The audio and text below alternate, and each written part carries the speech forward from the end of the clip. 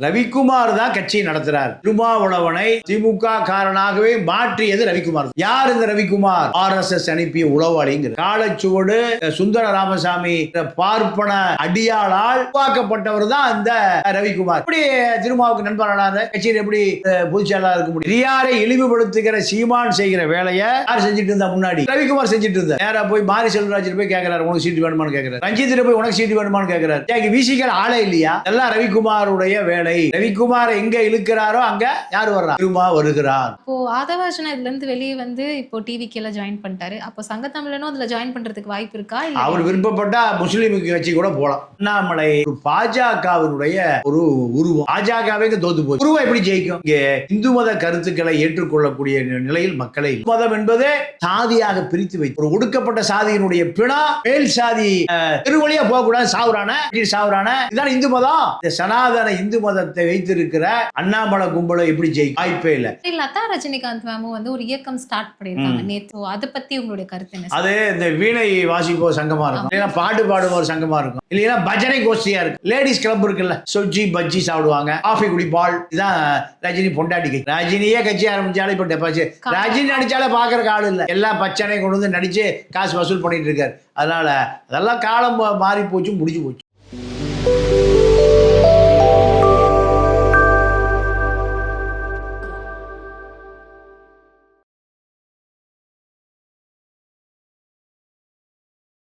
நம்ம கூட இணைஞ்சிருக்க கெஸ்ட் யார் அப்படின்னு பார்த்தீங்கன்னா, இன்னைக்கு அரசியல் பற்றி நிறைய விஷயங்களை சோஷியல் மீடியாவில் ரொம்ப சூப்பராக ஷேர் பண்ணிட்டு இருக்கக்கூடிய ஒருவர் தான் நம்ம பாண்டியன் சார் இணைஞ்சிருக்காரு. வணக்கம் சார். வணக்கம். எப்படி இருக்கீங்க சார்? நல்லா இருக்கேன். பிசிகால இருந்து சங்கத்தமிழன் அவர்களை வந்து அவங்களே நீக்கிட்டாங்க கட்சியில இருந்தும் நாங்கள் கேள்விப்பட்டோம் சார். என்ன காரணமா இருக்கும்னு நீங்க நினைக்கிறீங்க? என்ன காரணம்னா, சங்கத்தமிழை நேரடியா ரவிக்குமார் மேல குற்றச்சாட்டு வைக்கிறார். ரவிக்குமார் தான் கட்சியை நடத்துறார்.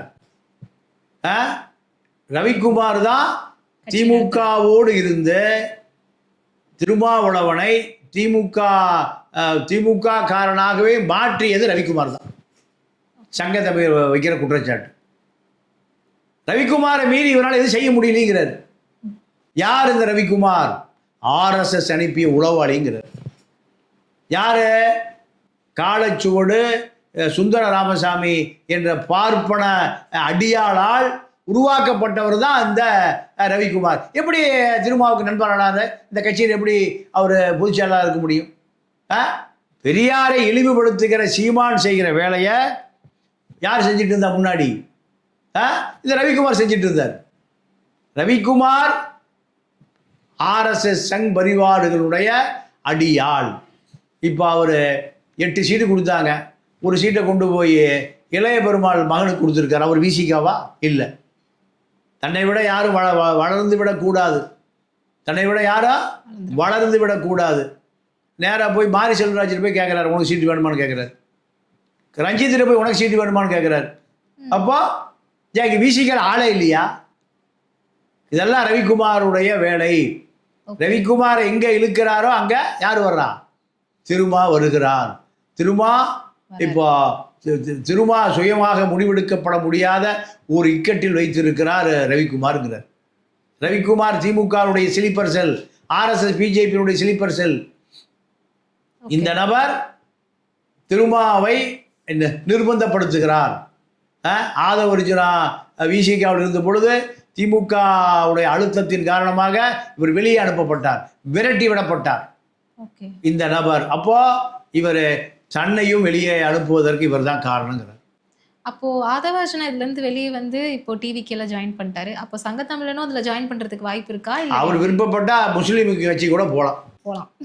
அவர் எந்த கட்சிக்கு விருப்பப்படுறாரோ அந்த கட்சிக்கு போவதற்கு அவருக்கு உரிமை இருக்குல்ல. பிறந்தது விசிக, சாக வரைக்கும் விசிக இருக்கணும்னு ஒண்ணு கட்டாயம் இல்லையே. தாவேக போலாம், பாமக போலாம், திமுக போலாம், அதிமுக போலாம். எந்த கட்சிக்கு வேணா அவர் விருப்பப்பட்டா போய் சேரலாம். அதே மாதிரி அண்ணாமலை சார் வந்து ரீசெண்டா கட்சியில இருந்தே வெளியே வந்து புதுசா ஒரு கட்சி ஆரம்பிக்க போறாருன்ற அனௌன்ஸ்மெண்ட்லாம் வந்து சார், அது பார்க்கும்போது உங்களுக்கு என்ன தோணுச்சு? இது எந்த அளவுக்கு அது உண்மை? இல்ல, அதெல்லாம் உண்மைதான். அவருக்கு நிறைய சொத்து சேர்ந்துருச்சு.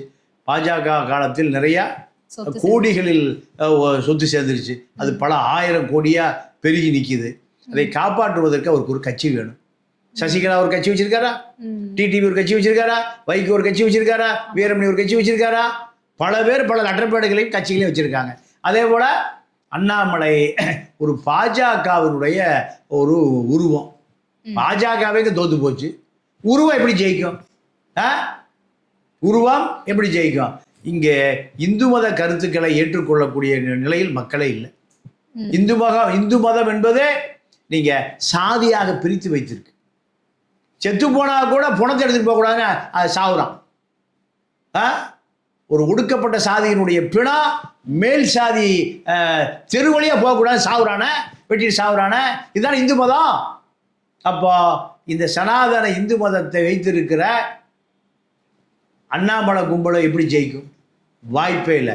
அண்ணாமலையும் எதிர்காலத்தில் டிடிவியை போல ஒரு கட்சி தலைவராக இருப்பார். தவிர அது ஆட்சியை பிடிக்கும், அதிகாரத்துக்கு வரும், எம்எல்ஏ வருவான், எம்பி வருவான், அமைச்சர் வருவாங்க, மேயர் வருவான். அதெல்லாம் வாய்ப்பே இல்லை. ஓகே. அதே மாதிரி லதா ரஜினிகாந்த் மேமும் வந்து ஒரு இயக்கம் ஸ்டார்ட் பண்ணியிருக்காங்க நேத்து. ஸோ அதை பற்றி உங்களுடைய கருத்து என்ன? அது இந்த வீணை வாசிப்போ சங்கமாக இருக்கும், இல்லைன்னா பாட்டு பாடும் ஒரு சங்கமாக இருக்கும், இல்லைன்னா பஜனை கோஷ்டியாக இருக்கும். அந்த மாமி ஐயராத்து மாமிக்கு மாம்பழம் மயிலாப்பூர் வைரக்கடுக்கன் போட்ட மயிலாப்பூர் மாம்பழம் மாமிகள் சங்கமாக இருக்குமே தவிர, அதாவது லேடிஸ் கிளப் இருக்குல்ல, வந்து சேருவாங்க, அங்கே சொஜ்ஜி பஜ்ஜி சாப்பிடுவாங்க, காஃபி குடிப்பாள், ப்ரூ காஃபி கேட்பாள், குடிச்சிட்டு கிளம்பி எல்லாம் வர கார்லேயே திரும்பி போயிடுவாள். இதுதான் ரஜினி பொண்டாட்டி கட்சி. ரஜினியே கட்சி ஆரம்பித்தாலும் இப்போ டெபாசிட் ரஜினி அடித்தாலே பார்க்குறக்கு ஆள் இல்லை. ரஜினி அமிர்தா பச்சன், ஜெயா பச்சன் எல்லாம் பச்சனையும் கொண்டு வந்து நடித்து காசு வசூல் பண்ணிட்டு இருக்காரு. அதனால் அதெல்லாம் காலம் மாறி போச்சு, முடிஞ்சு போச்சு. ஓகே சார், நீங்கள் நிறைய விஷயங்களுக்கு நீங்கள் உங்கள் சைட்லேருந்து நிறைய விளக்கங்கள் கொடுத்தீங்க. இதே மாதிரி இன்னொரு இன்டர்வியூவில் திருப்பி நம்ம மீட் பண்ணலாம். நன்றி. நன்றி, வணக்கம்.